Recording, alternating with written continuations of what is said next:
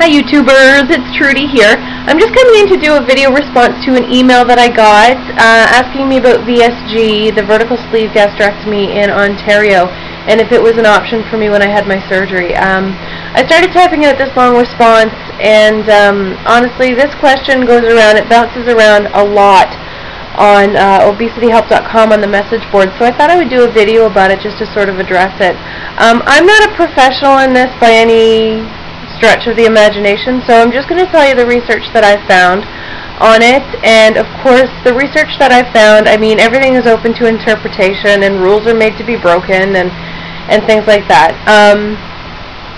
When I went through this process for my surgery, the VSG was presented to me as an option if it wasn't possible to do an RNY. So once the surgeon got in there, if they found excessive scar tissue due to other surgeries, or if my anatomy was shaped funny or something along those lines and they were unable to perform an RNY, that they would do a VSG instead. So I signed that form giving them the permission to do that if they got in there and realized they couldn't do an RNY, they could do a VSG.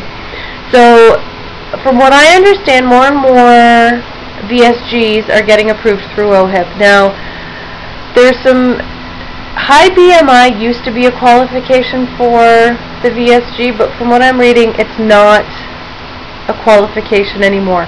It is when it's if your BMI is over, I think, 60, and it's being used if the VSG is being used as a staged process to an ultimate RNY. RNY is the gold standard for weight loss surgery in Ontario, and that's what they approve most often. The second criteria for the VSG being approved is, like I said, if they get in there and your anatomy is weird, or there's scar tissue due to previous abdominal surgery. And abdominal surgery is not cesarean sections, not a, appendectomy, things like, it is things to do with your actual stomach or intestines. So if you've had previous surgeries on your stomach, not your tummy, on your stomach, your actual organ, esophagus,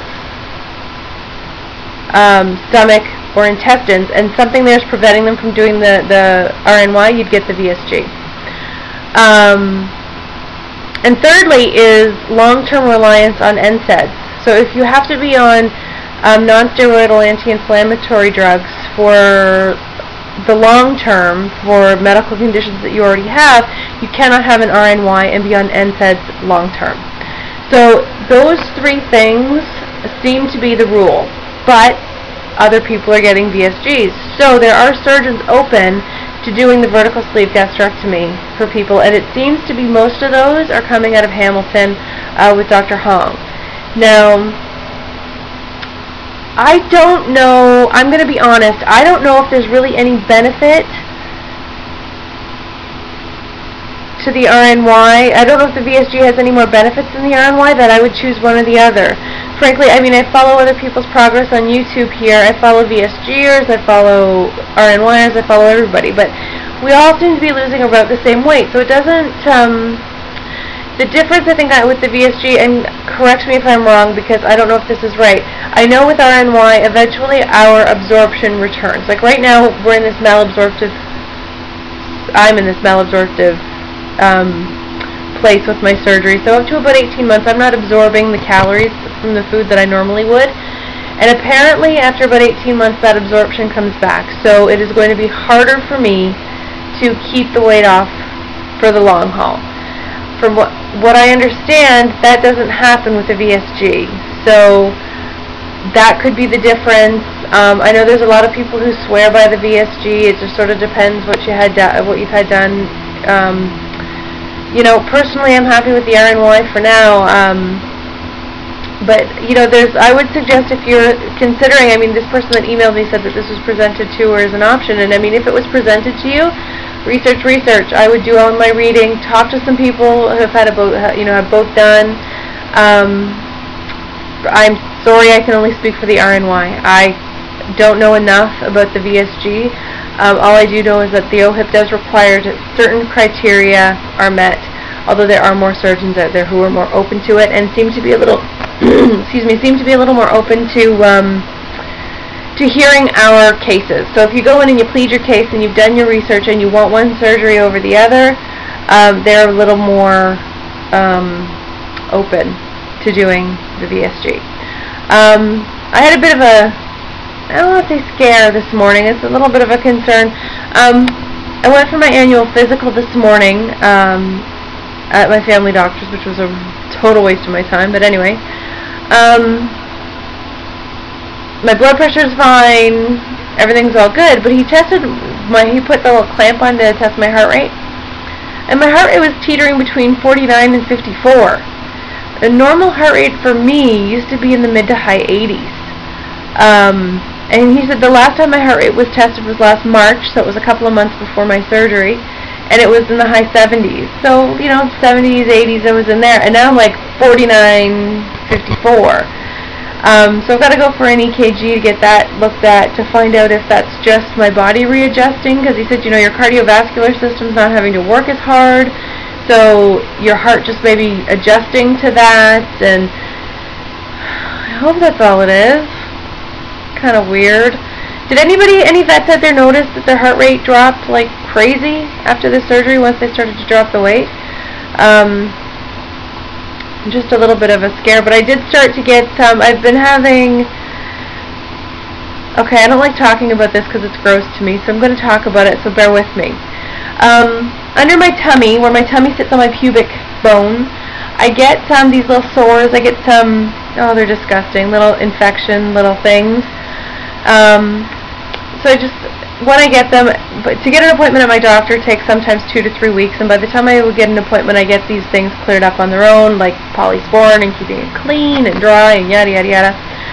So today I documented those. I started documenting that this is happening. I got a prescription for some oral antibiotics. I got a swab so I can do a culture of it if it happens again and take it to the lab.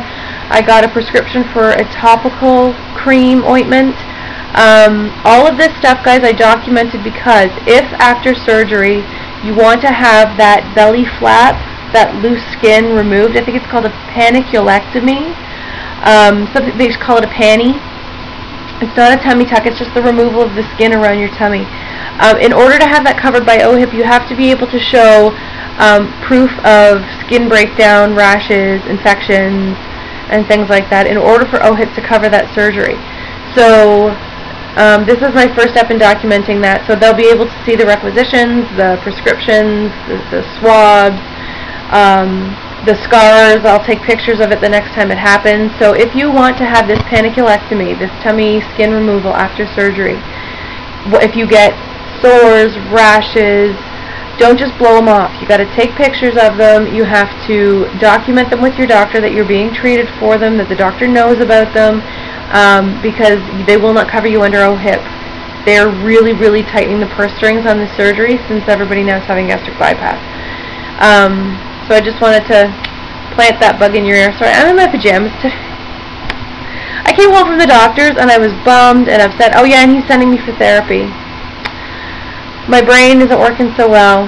You know, I'll talk about that in another video. Anyway, so I'll let you go, guys. I will talk to you later. Just wanted to see if anybody's heart rate had dropped and discuss that VSG thing. I wish I knew more about the VSG. I'm sorry that I don't.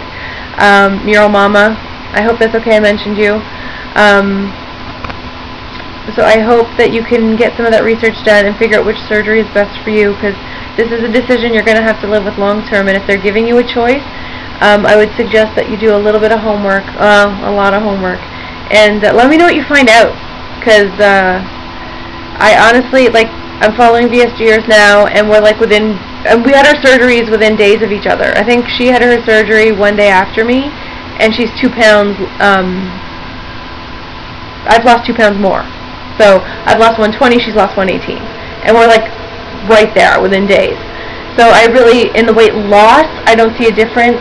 In the maintenance, there may be. So I would check into that.